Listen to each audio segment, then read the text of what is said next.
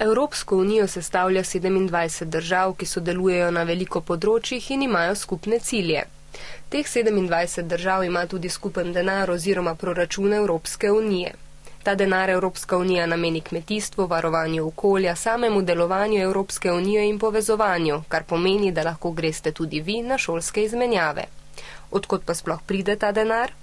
Virov je več. Denimo tisti, ki želi v Evropsko unijo pripeljati kakšen proizvod, ki je nastal drugje, mora za to plačati. In ta denar gre v proračun. Zelo pomembno količino denarja pa v proračun prispeva še vsaka država članica. O tem, koliko denarja Evropska unija sploh potrebuje, pa se morata strinjati dve instituciji, Svet Evropske unije in Evropski parlament. Svet Evropske unije sestavljajo predstavniki vlad vseh držav članic, vsak izmed njih zastopa mnenje in želje svoje države. Evropski parlament pa sestavljajo izvoljeni poslanci, ti zastopajo ljudstvo Evrope in ne le mnenj in želja svoje države.